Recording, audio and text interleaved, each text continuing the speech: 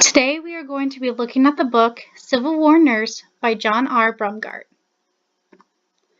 So to start into this intro, I wanted to show you guys a quote. Now this quote is pretty lengthy, but I felt like it really suited the book and kind of got you into the mood for the story. So approximately 2,000 women, North and South, served as volunteer nurses in military hospitals during the American Civil War, seeking direct involvement in national struggle rather than the domestic support roles to which social convention and minimum career opportunity had traditionally confined the majority of their sex. They experienced at first hand the grim constants of war: amputated limbs, mutilated bodies, disease, and death, and provided invaluable aid to the sick and wounded soldiers and medical authorities on either side. So we'll start a little summary of the book just so you guys know what I'm talking about more. So we start off with an introduction, which is basically an overview of Hannah's life. Starts off with her family and where she was born, her childhood experiences, and her education.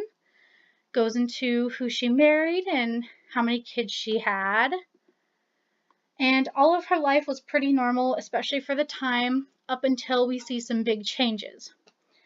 Now, with her husband, all that we know is that he left for Florida for some unknown reason, but all of her past correspondences with her mom seemed happy, so we don't really know why he left. She also had a change in kind of her religious beliefs. She started to look into this new church, which was kind of a combination of multiple views of religion, and she was kind of ostracized from her old church. And then her views kind of set her apart from some people too. She was an abolitionist. And when Kansas kind of came out as a new territory, a lot of people wanted to move there to either make it a free state or make it a state that allowed slavery. So she kind of hopped on that wagon and went out there to go follow her beliefs. But out there, the tensions were very high. People on both ends believed very strongly in their beliefs, and so it started to get kind of restless out there. So due to all that tension, she moved back to Massachusetts and wrote a book of all of her experiences and correspondence with her mom, but nothing really came out of it. And then we start to see where the war begins, and Hannah decides that she wants to be a part of it, and so she decides to be a nurse in it. And there are some troubles within the health field at this time. It's kind of chaotic. There are no standards for practice. And this is where we start to see her diaries and letters begin. So the letters and diaries start June 26, 1862, and she mainly writes to her daughter Alice and her son Edward, or sometimes referred to as Ned. She writes to her mom, and when she writes to them, she talks about the events that are going on at the time. So in these events that we look at, we see a lot of the harsh realities that people at this time faced. So in the beginning, we see that she's getting ready, laying out all the cots, getting sheets out, because they're preparing for a lot of soldiers to come in after war. And they have severe wounds, broken limbs. Sometimes they needed to be amputated. And we look at their food supply was short. They had small rations that were not very delicious to eat. People died a lot, and they would sit with them to help them go easier. There was also a lot of power struggles that were faced. So Hannah was really a leader role in the hospital that she was in, and a very motherly figure as well. But there was always a head surgeon or lead doctor that was above her that would try to take the power that she had away from her, whether it be taking away some kind of supply like clothes or food from her, or limiting her responsibilities so that she wasn't around as much. And during these times, Hannah would often look to her faith for reassurance and to keep her strength up during these times.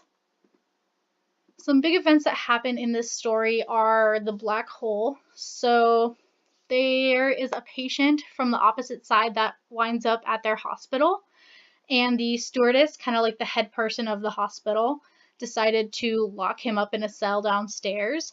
And Hannah was absolutely against this. She thought that they deserved proper treatment for their injuries.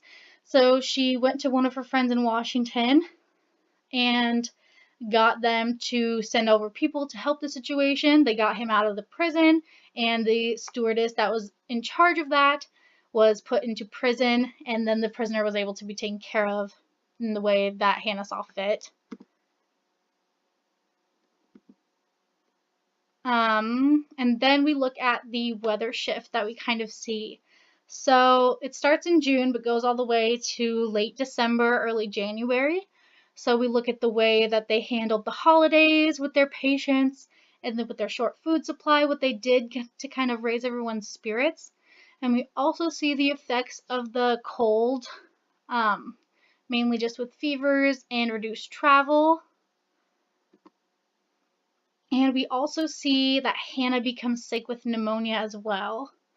And she ends up becoming a patient in her own hospital and dies later on. And then we don't have any more of her letters or diaries, obviously, but they do look at some of the letters from her children or friends and family that were sent to her.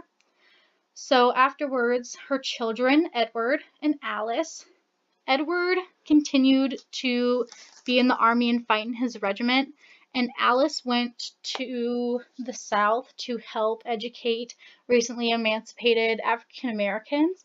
So they both were very similar in their mother's beliefs.